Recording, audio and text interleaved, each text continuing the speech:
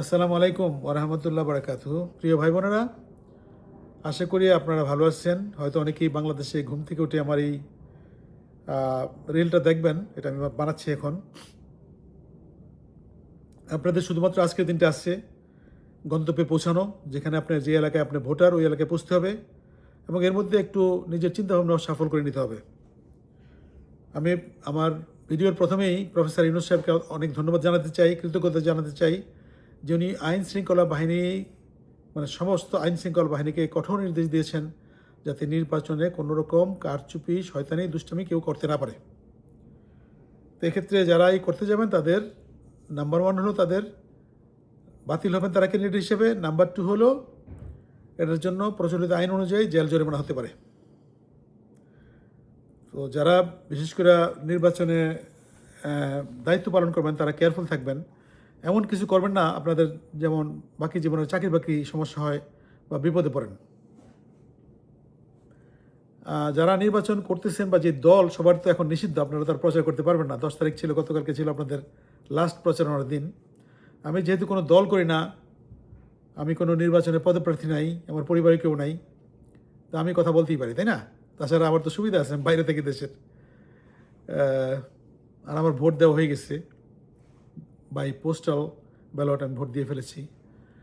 তো এখন আমি যেটা বলতে চাইতেছি সেটা হলো আপনাদের শেষ মুহূর্তে চিন্তাভাবনার মধ্যে আমি খেয়াল করলাম যে আমি এমনিতেই, আমি তো ধরেন কোনো পক্ষপাতিত্ব করি না, এমনি কয়েকটা পোস্ট দিলাম। এই ক্যান্ডিডেটগুলিকে আমি পছন্দ করি, আমার কাছে মনে হয় এরা ভালো ব্যক্তিত্ব, আমার মনে হয় এরা জনগণের সেবা করবে, আমার মনে হয় দেশ তাদের কাছে নিরাপদ থাকবে, এরকম আর কি। এটা আমার অ্যাজাম্পশন, কারণ আমি তো তাদের সাথে কখনো চলাফেরা করি নাই, ব্যক্তিগতভাবে দেখিও না, জানিও না তারা কী ধরনের মানুষ। তবে কিছু কিছু ব্যক্তির ব্যাপারে আমার একদম কোনো সন্দেহ নাই। স্পেশালি আমি হাসানাত আবদুল্লাহ, তার ব্যাপারে আমি একদম 100% শতভাগ নিশ্চিত সে একটা ভালো মানুষ এবং সে সংসদে গেলে বাকি সাংসদদের কি বলবো, তাদের দুদক, তাদের কি বলে দুর্নীতি দমন নিয়ে এসে কাজ করবে মনে হয় আর কি। হ্যাঁ, তা হাসানাত আবদুল্লাহর ইনশাআল্লাহ তালা তার বিরুদ্ধে এখনও যে মঞ্জুর মুন্সি নাকি একটা আছে না, সে নির্বাচনে সে নমিনেশন পায়নি তার দোষের জন্য, রেন খারাপের জন্য, কিন্তু কত অসৌজন্যমূলক কথা, সে এখনও তার পিছনে লেগে আছে হাসনাত আবদুল্লাহ। তো এই ধরনের লোকরে তারেক জিয়া সাহেব কেন রাখেন? এই ধরনের লোক যদি 10-12টা উনি ফায়ার করে দিতেন বাংলাদেশে এসে, বিএনপি আবার কিন্তু খুবই ভালো রেজাল্ট করতে পারতো ইলেকশনে। কিন্তু উনি ওগুলির মধ্যে না গিয়া ওই দুষ্ট লোকদের কথাবার্তায় গিয়ে উনি বিভিন্ন ধরনের প্রোগ্রাম সাজাইছে। তো এগুলি কী বলবো, উনি ভালো বুঝেন, উনি রাজনীতি করেন, আমি তো রাজনীতি করি না। তবে আমি একটা জিনিস বলবো যে আমার পছন্দের মানুষের মধ্যে হাসনাত আবদুল্লাহ, সে খুবই ভালো মানুষ। সে যদি ফেল করে তাহলে আমি মনে করবো যে আমি ফেল করলাম, এটা এক। দ্বিতীয় হলো নাসিরউদ্দিন পাটোয়ারি, ঢাকা 8 আসনে সে বিএনপির একজন, তাকে কি টাইটেল দেবো জানি না, পলিটিক্যাল মাফিয়া বলবো।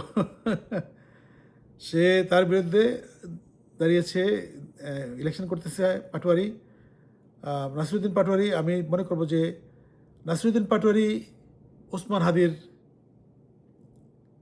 হয়ে ইলেকশন করতেছে। এই পজিশনে ওসমান হাদির ইলেকশন করার কথা ছিল এবং তার স্বপ্ন ছিল সে ইলেকশন করবে, এবং সেও বলেছিল যে আমি যদি সংসদে যেতে পারি আমি বাকি 299 জন এমপিকে আমি দৌড়ের মধ্যে রাখবো। তো আশা করি নাসিরউদ্দিন পাটোয়ারি এই ক্ষেত্রে, সে শিক্ষিত, একটা ভালো ছেলে এবং তার মাথার মধ্যে কিন্তু অনেক জিনিস কাজ করে, ভালোই দেখলাম, কথাবার্তা ভালো, কাজকর্ম ভালো এবং তার সাহস আছে।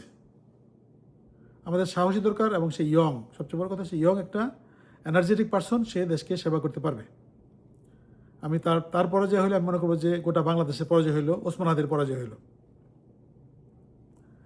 তারপর আমি বলবো আরেকটা ক্যান্ডিডেট, সেটা হলো জামায়াতে ইসলামের যে আমির।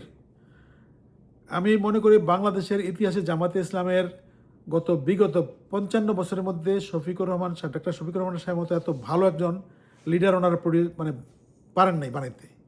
আল্লাহর রহমত, উনি আসছেন ওনাদের দলে এবং উনি একলা গোটা জামাতের চাইতে বিরাট ব্যক্তিত্ব, উনি একলাই। ওনার যে কথাবার্তা এত সাধারণ করে অসাধারণ কথাগুলি বলতে পারেন, এটা আমার কাছে অনেক ভালো লাগছে। আমার কাছে মনে হয় যে তার সাথে ওসমান হাদির অনেকটাই মিল আছে এবং উনি ওসমান হাদির লাশ কবরে নামিয়েছিলেন এবং উনি বলেছিলেন যে ওসমান হাদি হত্যার বিচার উনি নিশ্চিত করবেন, এটার জন্য উনি কোনোদিন ছাড় দিবেন না। এই জন্য ওনার পক্ষে আমি দিলাম আমার মতামত যে অসাধারণ একজন ব্যক্তিত্ব, এবং সে আমার বিরুদ্ধে দল করুক, কিন্তু তার সততা, সচ্চরিত্র, তার গুণকে অবশ্যই আমাকে অ্যাডমিট করতে হবে। তারপরে আমি আবার আরেকটা জিনিস পোস্ট করলাম এখানে যে নরসিংদী আসনে উনি বিএনপির প্রতিষ্ঠাতা সদস্য একজন, জিয়াউর রহমান, প্রয়াত জিয়াউর রহমান সাহেবের সাথে উনি কাজ করেছেন, মন্ত্রী ছিলেন, খালেদা জিয়া ম্যাডামের সাথে মন্ত্রী ছিলেন। উনি ডক্টর মঈন খান, আমি ওনাকে অনেক পছন্দ করি, উনি অনেক ভালো মানুষ।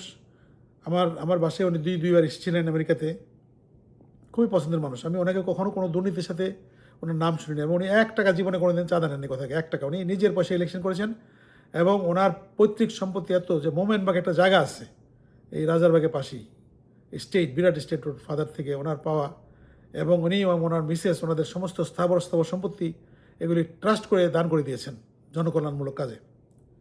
তো ওনার একমাত্র ত্রুটি হলো ওনার বয়স হয়ে গেছে, বয়স আমাদের সবারই হবে, এই জন্যে আর কি। উনি যদি মনে করেন আরও 20 বছরের কম হয়তো বয়স, আমরা ওনার কাছে অনেক কিছু আশা করতাম। তো তারপরেও উনি বাংলাদেশের রাষ্ট্রপতি হওয়ার মতো একজন লোক আমি মনে করি। এটা একটা আমি মন্তব্য করেছিলাম 6 মাস আগে। আমার এক বন্ধু উত্তরায় থাকে, সেও বিএনপির ডাইহার্ড কর্মী এবং সমর্থক, শাহজাহান। তো আমি বললাম যে এরকম মঈন খান সাহেব তো রাষ্ট্রপতি হওয়ার যোগ্যতা রাখে, যোগাযোগ রাখে, হইতেও পারে। তো যাই হোক, এখন একটা জিনিস আমি ভালো লাগে যে ডক্টর শফিকুর রহমান সাহেব উনি বলতেছেন যে উনি কোয়ালিশন সরকার করবেন, ইভেন সংখ্যাগরিষ্ঠতা পাইলে উনি অন্যান্য মানুষদের নিয়ে সরকার গঠন করতে চান। ওনার দেশের প্রতি মায়া আছে, দেশের জনগণের প্রতি মায়া আছে। উনি যে কথাগুলি বলে আসছেন এই কথা নির্বাচনী প্রচারণার মধ্যে, এর যদি 10% উনি বাস্তবায়ন করতে পারেন, তাইলেই আমাদের জন্য অনেক একটা আগে যাবো আমরা ইনশাআল্লাহ তাআলা। আরেকজন ব্যক্তিত্ব আমি তার কথা বললাম যে নাহিদ ইসলাম। এটার ব্যাপারে অনেক লোকজন আমাকে নানান ধরনের সমালোচনা করতেছে, সে বাট পারে না, সেই না। তো ভাই, সে যদি চোর হয়, বাট পারে, আপনারা প্রমাণ দেখেন কোনো একটা। সে মন্ত্রী তো ছিল, অনেকদিন মন্ত্রী ছিল, বেশ কয়েকটা মন্ত্রণালয়ের দায়িত্ব ছিল, সে কয় টাকা চুরি করছে কোথায়, আপনার প্রমাণ দেখান, তাইলেই তো হয়। তো প্রমাণ না দেখে কথা বললেন না। উনি এই ছেলেটা জুলাই আন্দোলনের মধ্যে সম্মুখ সারিতে ছিল এবং সে অত্যাচারিত হয়েছে, তারে মায়েরা এই যে ডিবি হারুনরা পিট ফাটাই ফেলেছে, তার রানের অবস্থা কি আমরা দেখছি, নিজে দেখছি এগুলি। কাজে এই ধরনের কথা বললেন না। আপনারা কী করছেন ভাই? আপনারা যারা এগুলি সমালোচনা করেন, আপনাদের ব্যক্তিগত রাজনৈতিক চরিত্র কিন্তু অনেকটাই জানি আমি ভদ্রলোক মানুষ, এগুলি নিয়ে সমালোচনা করি না, কারোর সাথে ঝগড়াও যায় না। ইভেন আমার বন্ধুবান্ধবরাও করতেছে, বলে বাটপার। আরে বাটপার তো আরেকজনকে না জেনে বাটপার বলা মানে কি, সে নিজে বাটপার, তাই না? তো বাটপার হলে প্রমাণ দিবে, হ্যাঁ, লম্বা কমেন্ট লিখে প্রমাণ দিয়ে দিবে, ভাই হ্যাঁ ও বাটপারি করছে, এখানে এটা বলছে, এটা করছে, এখান থেকে টাকা মারছে, অমুক জায়গায় চাকরিতে কারো ঢুকাইছে, এগুলি বলে দিলেই হয়, ঝামেলা শেষ। আমি বলবো যে হ্যাঁ সরি, আমি ভাই জানতাম না। কারণ আমি তো based on YouTube, based on TV, based on media news, এগুলি দেখে ওদেরকে আমি জাজ করতেছি। আরেকটা ভদ্রলোক মামুনুল হক, উনি মাদ্রাসার প্রিন্সিপাল বা কলেজের প্রিন্সিপাল। তো উনি ইসলাম চর্চা করেন। এই রাজনৈতিক মাঠে উনি নানান ধরনের হার্ড টাইম দিয়েছে, আমি জানি। জামাত ইসলামকেও হার্ড টাইম দিয়েছে, আবার এই এনসিপিকেও হার্ড টাইম দিয়েছে। তো এটা আমি জানি, এটা ঠিক আছে, ইটস ওকে। উনি পলিটিক্সের জন্য অনেক কিছু করতে পারেন, পোল্টিবাজি করতে পারেন। পোল্টিবাজি তো সবাই করে, এটা তো আর কী বলে আমি আর ডামির চাইতেও খারাপ না, তাই না? তো হোয়াট এভার, বাট আমার কাছে মনে হচ্ছে যে লোকটা হয়তো আল্লাহকে ভয় পায়। ওই জন্য আমি কমেন্ট করেছি যে ওনার কাছে হয়তো দেশ জনগণ নিরাপদ হবেন। এবং আমার মনে হয় মামুন সাহেব যদি উনি সংসদে যান, উনি এই বিশেষ করে এই ব্যুরোক্রেটদের ঘুম হারাম করে দেবে, যারা ঘুষ খেয়ে চলতেছে এতদিন পর্যন্ত, ঘুম হারাম করে দেবে। হি ডাজন্ট কেয়ার, সে ভয় পায় না। তো এই আমার সাধারণ মতামত, আমার সামান্য জ্ঞান এই কথাগুলি বলা। এটার মধ্যে ধরেন আমার ব্যক্তিগত কোনো আছে না, কোনো ইন্টারেস্ট নেই যে কারোর সাথে আমি কানেক্টেড। এখানে যতগুলি লোকের কথা বললাম, আমি শুধুমাত্র ডক্টর মঈন খান সাহেবের সাথে একটু কানেক্টেড, আর কারোর সাথে আমার কোনো যোগাযোগ নেই। মঈন খান স্যার উনি যখন জনতা ব্যাংকের চেয়ারম্যান ছিলেন, অ্যাক্টিং চেয়ারম্যান, আমি ওই সময় জনতা ব্যাংকে কাজ করতাম, ওই সুবাদে সামান্য পরিচয় আর কি। But he is a scholar, truly he is a scholar. এবং ওনার লিখিত বই পৃথিবীর সবচেয়ে ভালো যে পদার্থবিজ্ঞানের ইউনিভার্সিটি আছে, ক্যালটেক বলে, ক্যালটেকে ওনার লেখা বই এখনও পড়ানো হয় মাস্টার্সে। তো এটা তো উনি প্রচারও করেন না, বলে ওনারা, তাই না? এটা যদি হয়তো মানে অন্য কেউ, বিশেষ করে তারা তো এটা প্রচার করে ভরায় ফেলে তো। এবং ওনার তো নির্বাচনী ইশতেহার নাই। উনি যে ক্যালটেকের প্রফেসর ছিলেন, ওইটা উনি কথা লেখেন নাই। তো যাই হোক, এই হলো কথা আর কি। তো তো নির্বাচনে সবাই তো বিভিন্ন জায়গায় ভোট দেবেন। আমার একটা ভোট চাওয়া ছিল আপনাদের কাছে, সেটা হলো হ্যাঁ ভোট। হ্যাঁ ভোটের বিপক্ষে অনেক কথা বলতেছে। আমার অনেক ফেসবুক বন্ধু আছে, আমার পরিচিত আছে, আত্মীয় স্বজন আছে, বন্ধু বান্ধব আছে, তারা বলতে পারে তাদের পক্ষে না ভোটের পক্ষে তারা বলতে পারে। না ভোটের পক্ষে কারা বলবে? না ভোটের পক্ষে বলবে যারা মনে করেন যে এই স্বৈরশাসন দীর্ঘায়িত করার চেষ্টা করবে, তারাই না ভোট। এই না ভোট যদি পাশ করে তাইলে বাংলাদেশের আবার আগের জায়গায় থাকবে, যে এই চলতেছিল গতানুগতিক তাইরে নাইরে নাই, আবার সেই আগের অবস্থা আর কি। হ্যাঁ, যে আসবে নির্বাচনে, কিছু লোক আসবে, শাসন করে যাবে কিছুদিন। শাসন, আমি বলতে শাসন মানে কি? দেশের জনগণকে শাসন করে যাবে তারা। তারা শাসন করতে আসবে। তাদের হাতে থাকবে এক্সিকিউটিভ পাওয়ার, তাদের হাতে থাকবে জুডিশিয়াল পাওয়ার, তাদের হাতে থাকবে কনস্টিটিউশনাল পাওয়ার, মানে সংসদ তাদের, বিচার বিভাগ তাদের, এবং নির্বাহী বিভাগ তাদের।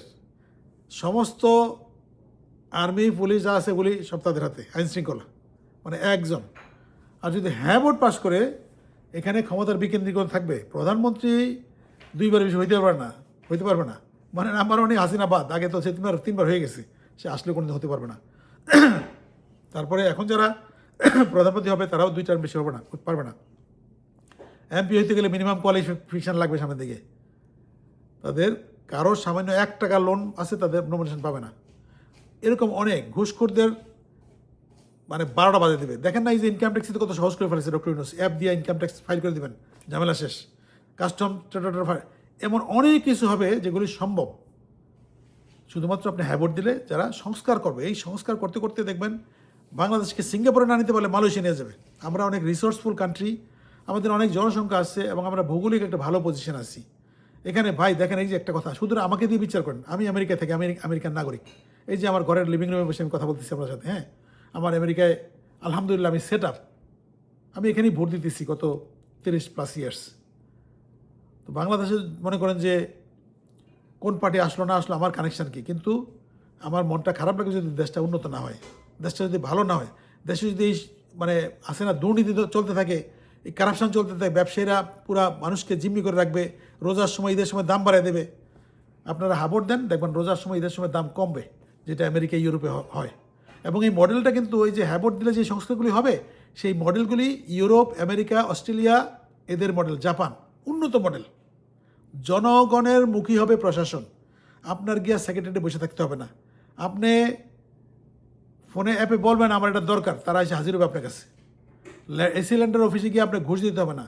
আপনার এই যে কী বলে এই সাব রেজিস্ট্রার, একটা সাব রেজিস্ট্রার দেখেন না, এমন কোনো সাব রেজিস্ট্রার আছে যার ঢাকা শহরে 2-4টা বাড়ি না আছে, অথচ একটা ছোট্ট একটা চাকরি, জাস্ট অ্যাবভ দ্য কেরানি। It is not a gazetted post, একটা অফিসার র্যাঙ্ক না, কিন্তু ঘুষের বাহার। এই যে মানে আছে না, অশিক্ষিত অর্ধশিক্ষিত নিরীহ মানুষদের তারা ইস্তেমাল করে, এই সমস্ত জিনিসগুলো চলে যাবে। বাজারে ভেজাল দিবে, ভেজাল দিলে জীবন শেষ, 10 বছরের কারাদণ্ড, কোনো জামিন নেই। বাজারে সাদাবাজি করবে, সিন্ডিকেট করবে, ধরা পড়লে জামিন নেই, 10 বছর জেল। কোর্টে সামারি কোর্ট হয়ে যাবে, আপনার এই পয়সা দিয়ে উকিল দিয়া বাঁচতে পারবে না। বিচার বিভাগ থাকবে ওদের মতো, আইন বিভাগ থাকবে ওদের মতো, এবং এক্সিকিউটিভ মানে আমাদের নির্বাহী বিভাগ থাকবে তাদের মতো। একটা আরেকটার মাতবুরি করবে না। ফোন করে মন্ত্রী কইলেও জাস্টিস ফোন ধরবে না। আপনি এরকম চান? সুবিচার চান? সুনিশ্চিত একটা শান্তিময় দেশ চান? আপনি চান যে আপনার ছেলেপেলে স্কুলে যাবে, নিরাপদে ঘরে ফিরে আসবে? আপনি চান দেশ মাদকমুক্ত হবে? আপনি কি চান যে পুলিশ, আপনি পুলিশের কাছে গিয়ে আপনি ডায়েরি করতে গেলে, অভিযোগ করতে গেলে আপনার ঘুষ দেওয়া লাগবে? চান এটা থাকুক? আপনি ডায়েরি করবেন ঘরে বসে ফোনে, পুলিশ ফোন করে খবর নেবে যে স্যার আপনার জন্য কী করতে পারি। প্রফেসর ইউনূস ক্ষমতায় আসার সাথে সাথে দেখলাম এয়ারপোর্টে গেলাম, স্যার করে দাঁড়া যেতেছে পুলিশরা। আগে তো তাকাই তো ধরতো না, পাসপোর্ট নিয়ে দাঁড়া থাকলে এই লাইন সোজা করেন, ধমক দিয়ে কথা বলতো। এখন তো ধমক দিয়ে কথা বলে না। তো এই সমস্ত সম্মান আপনারা যারা বিদেশি আমরা আসি, আমরা গেলে দেখছি এয়ারপোর্ট কত সুন্দর এখন। আগে এয়ারপোর্টে গেলে তো এয়ারপোর্ট থেকে বাইরের অবস্থা কাহিল হয়ে যেত। তো এগুলি আরও অনেক কিছু হবে। বিশেষ করে প্রফেসর ইউনূস পারেন নাই। প্রফেসর ইউনূসের যে সদস্য ছিল, উনি যদি পারতেন, যদি সেক্রেটারিয়েট ওনার কথা শুনতো, বাংলাদেশের প্রশাসন ওনার কথা শুনতো, তাইলে জনগণ এই 18 মাসে এমন রেজাল্ট পাইতো যে ওনার জন্য আজীবন দেওয়া করতো। কিন্তু ডক্টর ইউনূস ওইটুকু জিনিস পৌঁছাতে পারেননি আপনার কাছে। পারেন নাই মানে ওনার চারদিকে যে লেয়ার, ব্যুরোক্রেটদের লেয়ার, এর জন্য পারেন নাই। নাইলে ওনার সদিচ্ছার কোনো অভাব নেই। আর বিশেষ করে ওনাকে যারা বলবে অসৎ, চোর, জামাত শিবির, অমুক তমুক, এই সেই আমেরিকার দালাল, ভারতের দালাল, এগুলি বিশ্বাস করবে না কখনো। ইউনূস স্যার কেন কার দালাল হবে? উনি তো ইচ্ছা করলে ক্ষমতা এমন একটা ইলেকশন দিতে পারতেন, ওই ক্ষমতা থেকে যেতে পারেন। এই পার্টি পুটি সাইজ করার 2 মিনিট ব্যাপার ছিল। বরঞ্চ উনি সবার সাথে সবাইকে গণতান্ত্রিক প্রক্রিয়ার কাছে আনতেছেন, তাই না? প্রত্যেকটা পার্টিকেই কল করছেন উনি। উনি সাইজ করতে পারতেন, ওনার কাছে দুনিয়ার প্রমাণ সব আছে। উনি না চাইলে তারেক জিয়া বাংলাদেশে আসতে পারতেন না। তারেক জিয়াকে উনি সহজ করে দিয়েছেন সব কিছু আনার জন্য। কারণ যেভাবে সিলগালা মেরে দিয়েছিলেন শেখ হাসিনা, তারেক জিয়া জীবনে আসতে পারতেন বাংলাদেশে।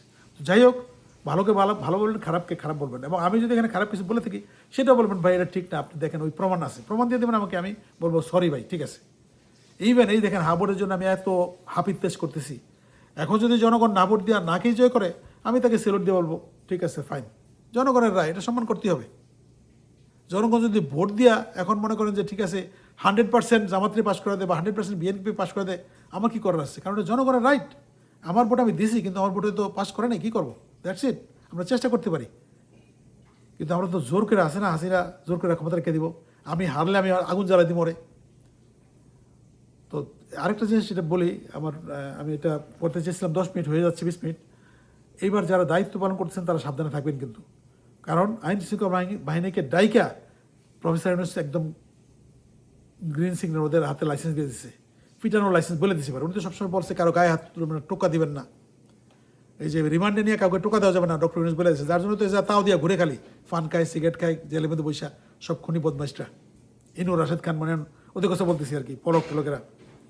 বাট এবার কিন্তু প্রেসিডেন্ট বলছে যে এই ইলেকশনে 0 টলারেন্স হইতে হবে, এবং উনি কয় লাখ আনসার, কয় লাখ আর্মি নামাইছে, পুলিশ নামাইছে দেখেন। এই জন্য কেয়ারফুল থাকবেন। এই যে আপনারা চাকরি বাকরি করেন, ইলেকশন কমিশন আন্ডার এখন ডিউটিতে গিয়া চাকরি খোয়েন না, উল্টাপাল্টা করবেন, চাকরি খোয়াবেন। কারণ ক্যামেরা তো আছে, সিসি ক্যামেরা ছাড়া আবার আরসিসি, পিসিসি ক্যামেরা আছে, মানে people's camera, close circuit camera. কাজে কোন দিন থেকে কী হবে, মিডিয়া ইজ ভেরি শার্প, উল্টাপাল্টা করবেন, খবর হয়ে যাবো, চাকরিটা খোয়াবেন বুড়ো গেলে, এবং ফ্যামিলি নিয়ে বিপদে পড়বেন। চাকরি করো না, ইনকোয়ারি হবে, অমুক অমুক জেলও হইতে পারে। আপনারা জনগণের দায়িত্ব পালন করতে বলে কেয়ারফুলি পালন করবেন। আমি রিয়েলি ডোন্ট কেয়ার যে কে পাস করবে, কে ফেল করবে। আমি দোয়া করতে পারি কারোর জন্য, ডেফিনেটলি আল্লাহর কাছে বলবো যে আল্লাহ ওকে পাস করো, ভালো লোক, বা রিকমেন্ড করতে পারি আমি ভোট দিচ্ছি, এইটুকুই চেষ্টা। কিন্তু আমি তো আমার জনগণের মতামত জোর করে নিতে পারবো না। জনগণ has the every right two elect anybody. এবং ওনারা যদি মনে করে যে কী আছে, চরমনায় সবাইকে পাস করে দেয়, আমার কোনো অবজেকশন নেই, কারণ মানুষ পাস তাদের ভোটে, এটা তো নিয়ম, গণতন্ত্র এরকম আর কি। দেখেন না, আমরা তো এখানে আমেরিকায় আসছি, আমাদের প্রেসিডেন্ট কি ডোনাল্ড ট্রাম্প না? আমি কি তার ভোট দেয় নেই, কিন্তু সে তো প্রেসিডেন্ট। তো এরকমই আর কি। তো আমরা আস্তে আস্তে গণতন্ত্রমুখী হব, তবে দেশের উন্নয়নের জন্য আপনারা ভোট দেন, সংস্কার যাতে হয় এবং দেশটা যাতে আগে যায়। দেশটা আগে গেলে সবাই ভালো লাগবে। এখন আমরা এনজয় করতে না পারি, আমাদের বয়স হয়ে গেছে, আমাদের বাচ্চা কাচ্চারা নিরাপদ হবে, তারা পৃথিবীর বিভিন্ন দেশে পালাইতে হবে না। অনেকে দেখছি এখানে, মানে আমি বিশেষ করে আমার এক দাদার একটা পোস্ট দেখলাম, তার ছেলেকে নিয়ে, তার ছেলে আমেরিকায়, সারাদিন স্লোগান দেয় আমেরিকার বিরুদ্ধে, আর ছেলেকে আমেরিকায় পড়াইতেছে, স্থিত করতেছে, মানে এখানেই থেকে যাবে, হয়তো নাগরিক হয়ে যাবে। এটা কী ধরনের দেখেন, এটা দ্বৈতাচার, হিপোক্রেট টাইপের ক্যারেক্টার। সারাদিন আমেরিকার বিরুদ্ধে স্লোগান দিব, প্রফেসর ইউনূস বলবে আমেরিকার দালাল, আর নিজের ছেলেকে পাঠাইছে আমেরিকা পড়াশোনা করতে।